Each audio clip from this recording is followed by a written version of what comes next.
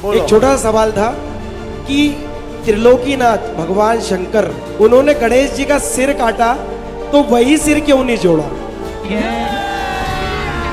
अभी मजा आएगा ना भिड़ो। ऐसा काम जो देवता कर सके तो वो तो यही काम कर सकते हैं कि इंसान को किसी जानवर का चेहरा लगाएं, क्योंकि इंसान को इंसान का चेहरा लगाने में कोई बड़ी बात नहीं है। ये सब बातें झूठी हैं। यही नहीं, अभी और सुनिए। शनि की दृष्टि पड़ते ही गणेश जी का सिर धड़ से अलग हो गया।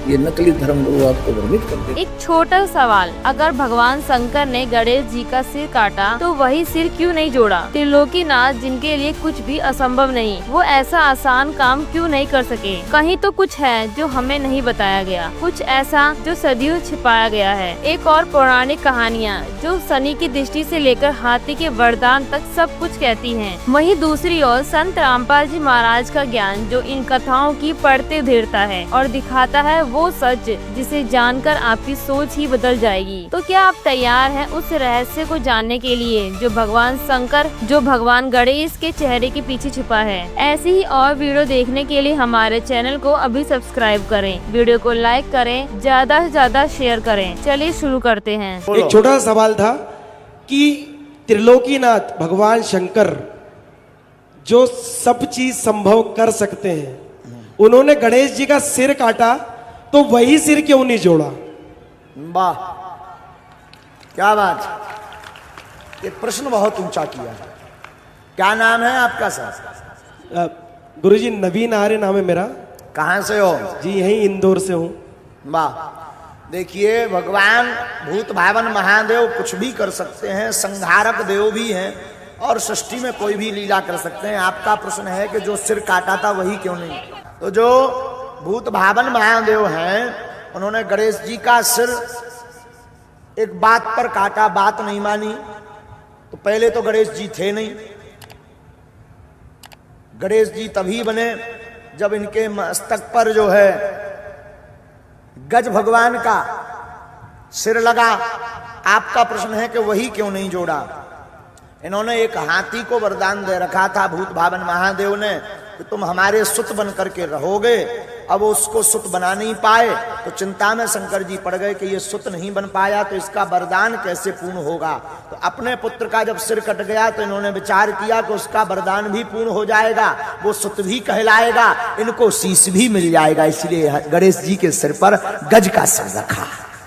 कुछ लोगों ने सोशल मीडिया पर यह सवाल उठाया कि गणपति जी को हाथी का सिर क्यों लगाया गया, और उनकी इस बात पे कई लोगों ने ठाका भी लगाया।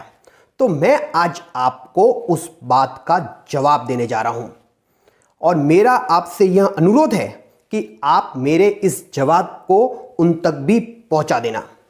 और मैं यह जो जवाब देने जा रहा हूं ना, यह जवाब तार्किकता की कसौटी पर खरा उतरने के बाद ही आपको बता रहा हूं। और मैं आपको दोनों कारण बताऊंगा, तार्किक भी और पौराणिक भी। तो अब जरा आप सुनिए। सबसे पहले आप मुझे यह बताइए कि आपकी पहचान कैसे होती है? आप कहीं भी जाते हैं तो लोग बाग आपको कैसे पहचानते हैं? सीधी सी बात है, आपके चेहरे से। आप किसी और का चेहरा लगा के चले जाओ, लोग बाग आपको पहचान नहीं पाएंगे। चलिए आपका चेहरा काट देते हैं, हटा देते हैं, और आपके किसी फ्रेंड का चेहरा वहां पे लगा देते हैं। अब आप कहीं भी जाओगे तो क्या लोग बाग आपको पहचान पाएंगे? क्या यह उनके लिए संभव होगा कि वो आपको पहचान लें? नहीं पहचान पाएंगे, या फिर बहुत ज़्यादा कंफ्यूजन में हो जाएंगे। तो इसी वजह से भगवान को अगर किसी दूसरे देवता का या किसी मानव का चेहरा लगा दिया जाता तो भगवान की तो आइडेंटिटी ही खत्म हो जाती ना। जिसका चेहरा लगाया जाता उन्हीं के नाम से उनको संबोधित किया जाता। जैसे रमेश को सुरेश का चेहरा लगा दें, फिर रमेश कहीं भी चला जाए लोग बाग तो उसे सुरेश ही समझेंगे और सुरेश नाम से ही बुलाएंगे। तो इस वजह से उनको किसी देवता का या किसी दूसरे मानव का चेहरा नहीं लगाया गया, और यह बात पूर्णतया तार्किक है। जरा आप सोचिए, अगर लगा दिया जाता तो भगवान की आइडेंटिटी खत्म हो जाती, लोग बाग पहचान ही नहीं पाते। ऐसा काम जो देवता कर सके तो वो तो यही काम कर सकते हैं कि इंसान को किसी जानवर का चेहरा लगाएं, क्योंकि इंसान को इंसान का चेहरा लगाने में कोई बड़ी बात नहीं है। लेकिन इंसान को अगर जानवर का चेहरा लगाएं तो ये तो बहुत। सुने धर्म गुरुओं के विचार। आइए अब सुनते हैं संत रामपाल जी महाराज के आध्यात्मिक विचार। या रहम है आपके ऊपर परमात्मा का, ना ये ज्ञान ये बात हमने कौन सुन दे। जय गणेश जय गणेश जय गणेश देवा लायरन देन के अंदर हमारे को मूसे के सवारी थारी लाडुआ तो चक्रिया बताइए, ये भगवान थे।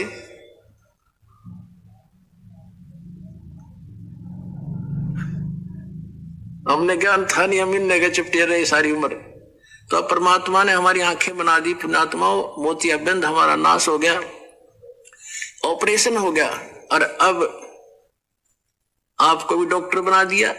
पुण्यात्माओं ब्रह्मा विष्णु महेश जी नासवान और नीचे वालों की तो गिनती है क्या है, जिनको हम अजरो अमर सुना करते नकलियों से। ये तीनों नासवान, दुर्गा नासवान, इनका पिता ब्रह्म सरपुरुष जो 21 ब्रह्मांड का स्वामी है, जिसने गीता जी का ज्ञान श्री कृष्ण जी में प्रवेश करके बोला है। श्रीमद् भगवत गीता अध्याय नंबर 2 श्लोक 12 में, गीता अध्याय नंबर 4 श्लोक 5 और 9 में, गीता अध्याय नंबर 10 श्लोक 2 में ये खुद कहता है, अर्जुन तेरे और मेरे बहुत जन्म हो चुके हैं, तू नहीं जानता मैं जानता हूं। इससे सिद्ध है कि ब्रह्म भी नासवान, 21 ब्रह्मांड का स्वामी, इसको सरपुरुष भी कहते हैं, और 7 संग ब्रह्मांड का स्वामी है अक्षर पुरुष, वो भी नासवान। श्रीमद् भगवत गीता अध्याय नंबर 15 के श्लोक नंबर 16 और 17 में 3 पुरुष बताए हैं, सरपुरुष और अक्षर पुरुष। अक्षर पुरुष 7 संग ब्रह्मांड का स्वामी है, इसका भी ये भी नासवान है। गीता अध्याय नंबर 15 के श्लोक 16 में स्पष्ट किया है कि सरपुरुष और अक्षर पुरुष ये 2 प्रकार के भगवान हैं। इनके अंतर्गत जितने प्राणी हैं इनके लोक में, और ये स्वयं भी सब नासवान है। जीवात्मा तो एक विषय ही अलग है, वो किसी की मरती नहीं, गधे कुत्ते की बिना मरती हो तो। फिर 15वें अध्याय के 17वें श्लोक में स्पष्ट किया है कि उत्तम पुरुष तु अन्य परमात्मा इति उदाहरते। यह लोक तरम अवश्य विभर्ति अवैश्वर है। श्रेष्ठ परमात्मा यानी पुरुषोत्तम तो कोई और ही है, जो तीनों लोकों में प्रवेश करके सबका धारण पोषण करता है, वही अविनाशी परमात्मा है, अवैश्वर है, और उसी को परमात्मा कहा जा सकता है। 15वें अध्याय के 18वें श्लोक में मिसगाइड हो जाते हैं भक्त, भ्रमित हो जाते हैं कि वहां पर ये गीता ज्ञानदाता कहता है कि मैं लोक वेद के आधार से मैं पुरुषोत्तम प्रसिद्ध हूं। वो ये भी कहता है कि जितने मेरे अंतर्गत प्राणी हैं उनसे मैं उत्तम हूं, उनसे तगड़ा हूं, यानी 21 ब्रह्मांड का ये मालिक है, कंट्रोलर है। ये 1000 भुजा का मालिक है, ब्रह्मा विष्णु महेश 4 भुजा के और दुर्गा 8 भुजा की। तो ये इतना तगड़ा है, अन्य जीव से तो ऑटोमेटिकली ताकतवर है ये। तो इस दृष्टिकोण से कहता है कि जो मेरे अंतर्गत जितने प्राणी हैं 21 ब्रह्मांड में, इनसे मैं तगड़ा हूं, ताकतवर हूं, इसलिए पुरुषोत्तम, इसलिए लोक वेद दंत कथा के आधार से मैं पुरुषोत्तम प्रसिद्ध हो गया। आई एम नॉट पुरुषोत्तम। पुरुषोत्तम तो 17वें श्लोक में बता दिया 15वें अध्याय के कि वो है पुरुषोत्तम। तो यहाँ सरफिरे जो मिसगाइड करने वाले ये नकली धर्म गुरु आपको भ्रमित कर देते हैं कि रामपाल 15वें अध्याय के 18वें श्लोक के बारे में ना बोलता। ये विषय नहीं होता हमारा, तो इस विषय को हम लेकर चलते हैं। वो तो कभी अनुवाद के अंदर हम लिख दिया है गीता के में, तो इसलिए अब ये साथ बताना पड़ता है कि कहीं आपको कोई और बीच में शंका पैदा ना कर दे। तो ये ज्ञान सत्संग से होता है, और सत्संग जो यथार्थ ज्ञान होता है उसको कहते हैं सत्य माने सच्चा, संग माने जहां सत्य के आधार से ही सारी कार्य क्रियाएं हो, वचन हो, उसको सत्संग कहते हैं। जिन महापुरुषों को तत्व ज्ञान नहीं है वो भी जन समूह एकत्र करके वो भी कहते हैं हम सत्संग करते हैं, लेकिन वो सत्संग नहीं जहां पर सत्य नहीं, जहां पर यथार्थ ज्ञान नहीं, वो सत्संग नहीं है। तो पुण्यात्मा आपका सौभाग्य है कि आपको ये सत्संग सुनने को मिला है। जैसे श्री ब्रह्मा जी, श्री विष्णु जी, श्री शिव जी को जो अजरो अमर बताकर सत्संग किया करते थे, कहते थे इनके कोई माता पिता नहीं, इनकी जन्म मृत्यु नहीं होती, ये सर्वेश्वर हैं। वो सत्संग नहीं था, भले ही वो सत्संग के नाम से दुनिया को इकट्ठी करते थे।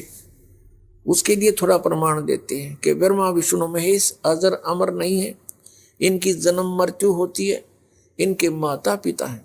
तो नीम हकीम थे, वो गुरु नहीं थे, उनके पास सत्संग नहीं था। हमारे सदग्रंथ बता रहे हैं कि ब्रह्मा विष्णु महेश जी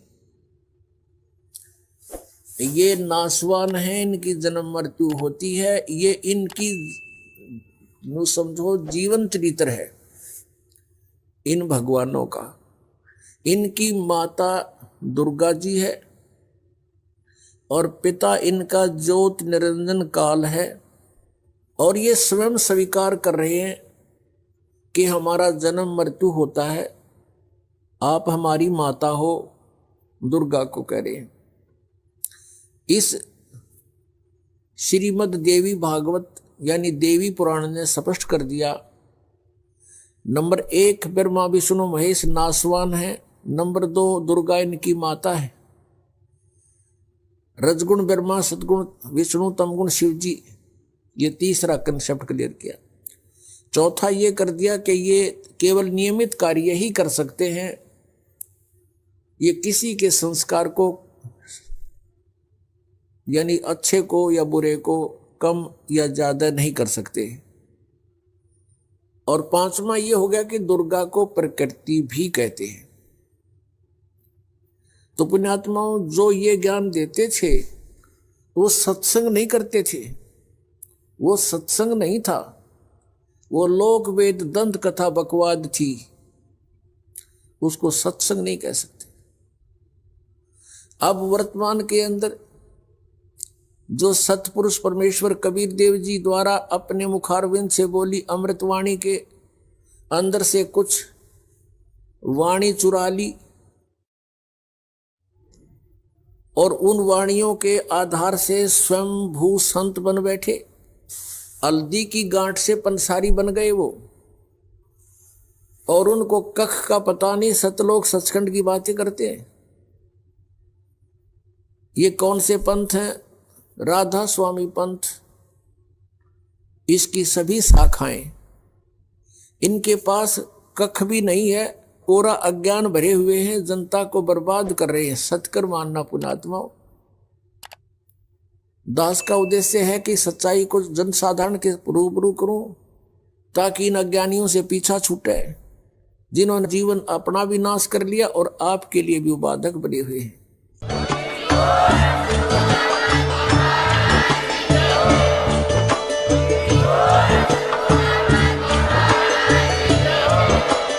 इस वीडियो को देखने के बाद आपकी क्या राय है कमेंट में जरूर बताएं। ऐसी ही और वीडियो देखने के लिए हमारे चैनल को सब्सक्राइब करें और वीडियो को ज़्यादा से ज़्यादा शेयर करें। धन्यवाद।